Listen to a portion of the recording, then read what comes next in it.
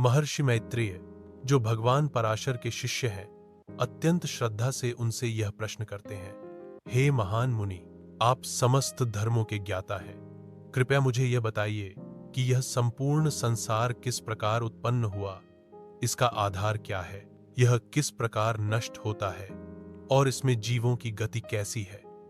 मैं यह भी जानना चाहता हूं कि धर्म, मोक्ष और यज्ञों का क्या स्वरूप है। महर्षि पराशर कहते हैं, हे मुनिश्रेष्ठ मैत्रेय, मैंने यह ज्ञान अपने पिता के परम मित्र महर्षि पुलस्त्य से प्राप्त किया है। उन्होंने मुझे विष्णु भगवान के चरित्रों, सृष्टि की उत्पत्ति और धर्म का जो ज्ञान दिया, वही अब मैं तुम्हें बताने जा रहा हूं। इस संपूर्ण चराचर जगत का आधार केवल एक ही परम तत्व है, भगवान विष्णु। वही सृष्टि के आरंभ में कारण रूप में रहते हैं, वही पालन करते हैं और वही अंत में संहार करते हैं। पराशर मुनि स्पष्ट करते हैं, ब्रह्मा सृष्टिकर्ता हैं, लेकिन वे भगवान विष्णु की शक्ति से ही सृजन करते हैं। रुद्र शिव संहार करते हैं, लेकिन उनकी प्रेरणा भी विष्णु से ही होती है। विष्णु ही इन दोनों में व्याप्त हैं और वही परमात्मा है। सृष्टि के आरंभ से पहले कोई दिन रात नहीं था, ना ही आकाश, जल, वायु, अग्नि या पृथ्वी थी, ना ही कोई जीवधारी था, ना ही कोई कर्म था, ना धर्म था। केवल विष्णु भगवान ही निराकार, निर्विकार रूप में विद्यमान थे। भगवान विष्णु की माया से उत्पन्न हुई प्रकृति, जिसमें 3 गुण सत्व, रज, तम होते हैं। प्रकृति से उत्पन्न हुआ महत्व बुद्धि, फिर उत्पन्न हुआ अहंकार, मैं, भाव। अहंकार से उत्पन्न हुए इंद्रियां, मन और पंच महाभूत पृथ्वी, जल, अग्नि, वायु, आकाश। इन पंच तत्वों, भूतों से सृष्टि का आधार बना।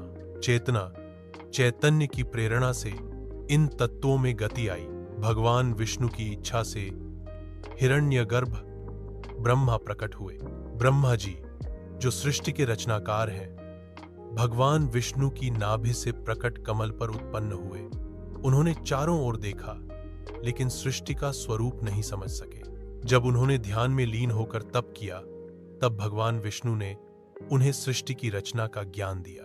भगवान विष्णु की माया से ही सत्वगुण से विष्णु पालन करता, रजोगुण से ब्रह्मा सृजन करता, तमोगुण से रुद्र संहार करता प्रकट होते हैं। ये तीनों गुण ब्रह्मा, विष्णु, महेश में अभिव्यक्त होते हैं, परंतु मूलतः वे एक ही परमात्मा के भिन्न कार्य रूप हैं। इस संसार में जो कुछ भी है, स्थूल और सूक्ष्म, दृश्य और अदृश्य, वह सब भगवान विष्णु की शक्ति से ही संचालित है। यह संसार नश्वर है, परंतु इसका आधार अविनाशी विष्णु है। भगवान विष्णु ही एकमात्र परम सत्य है। सृष्टि की उत्पत्ति, स्थिति और संहार उन्हीं की शक्ति से होता है। त्रिगुणात्मक सृष्टि माया का खेल है, परंतु विष्णु उससे परे हैं। परम लक्ष्य भगवान विष्णु की भक्ति और मोक्ष की प्राप्ति है। इस प्रकार प्रथम अध्याय समाप्त होता है, जहां हमने जाना कि भगवान विष्णु ही संपूर्ण सृष्टि के मूल हैं। वही सृजन करते हैं, वही पालन करते हैं और वही संहार करते हैं।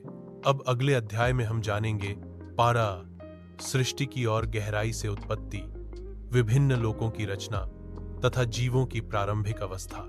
तो जुड़े रहिए हमारे साथ विष्णु पुराण की दिव्य यात्रा में।